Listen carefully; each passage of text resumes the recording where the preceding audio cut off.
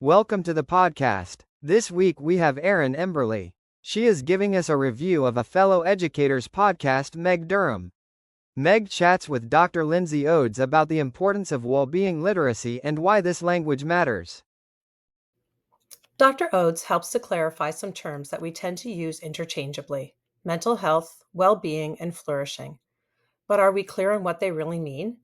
This episode helped me to better understand the buzzwords and move me towards a deeper, more sustainable way of supporting well-being in my school. Here's what I learned in this episode. Education has always been about relationships. The connection between students and teachers lies at the heart of teaching. But we have to think beyond academic outcomes and really focus on what the purpose is, and that's flourishing. Flourishing is living the good life, becoming one's truest, fullest self. It's not just about success or academic achievement, but it's about realizing the potential of a student, thinking of a student as a flower and watching them grow. This process can be exciting. It speaks to the joy of learning, of becoming, and of evolving into who we are capable of being. Flourishing is not a secondary benefit of education. It is the primary purpose. A key part of flourishing involves well-being, but well-being is often misunderstood or confused with mental health. While these terms are sometimes used interchangeably, they refer to very different things. Mental health is often used to describe emotional health, but is also often used to describe mental illness. Mental illness typically refers to a diagnosable condition such as anxiety, depression, and other disorders. Supporting students with mental health challenges requires professional expertise. We leave that to the psychologists, counselors, and mental health practitioners. Well-being, on the other hand, is a broader, more universal word. It's a lived experience about feeling good, functioning well, and finding meaning or purpose in life. Well-being is not about treating an illness or dysfunction. It's about cultivating the positive aspects of life. The word itself stems from welfare, reducing the negative and increasing the positive. In essence, well-being belongs to everyone, all of the time. Teachers play a vital role in supporting well-being through relationships, class culture, and the way we connect with students.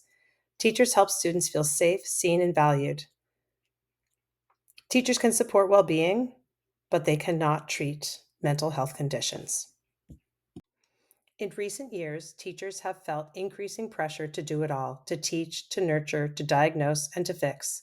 When a student begins to withdraw, stop engaging, or is failing to meet expectations, teachers instinctively ask themselves, what can I do? What am I missing? Where did I go wrong? No teacher wants to be the one who didn't notice or didn't intervene. Yet this sense of responsibility can become very overwhelming. Teachers often take students' struggles personally, interpreting a student's progress as a reflection of their own competence. If they're not doing well, then I'm not a good teacher. To support students effectively, teachers must first care for themselves. The familiar metaphor applies: put on your own oxygen mask first.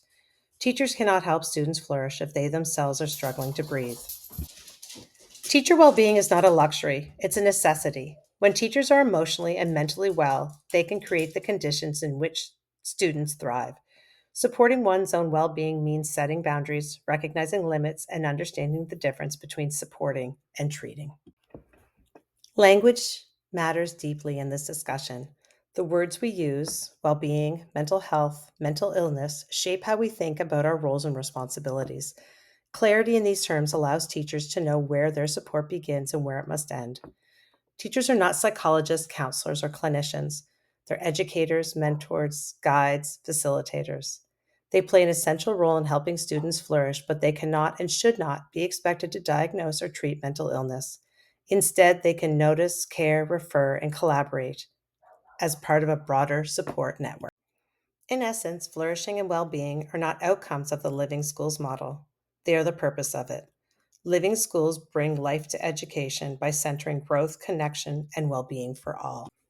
I listen to this podcast while walking along the beach near my house. Currently, it's not safe to be in the woods with AirPods because of the wildlife. I love this beach. Not many people know about it, so I rarely run into anybody. My dogs are able to run off leash, and I have a sense of calm while I'm there. Although it was too chilly to put my feet in the water, the tide was low, so there was lots of sand to walk on. I often listen to podcasts while walking along this beach. For me, it's the perfect way to unwind after a day at school. Fresh air and ocean smells really do something for my soul. I really enjoyed listening to this podcast. I even went back and read the transcript, then listened to it a second time. I found myself validated with the information and the clarity he provided to the words and the language we use when talking about student well-being, flourishing, and mental health. I think as teachers, we put a lot of pressure on ourselves to fix everything, and that simply is not possible. We're often asked by parents to help with their mental health, specifically their mental illnesses. We are also told that we are not doing enough to support their students. This podcast confirmed that has to be left to the psychologists and doctors, the people who are experts in that field. I am always happy when talking about well being because as teachers, we have to care for ourselves first. In fact, we cannot support student well being if our well being isn't being taken care of. With this knowledge in hand, I really want to have a look at our student success plan, and in particular, our school's well being goal. It's often an afterthought, something we do but don't think about. I believe, and research supports, if we don't make well being a bigger priority, then our students are not going to improve in math and literacy.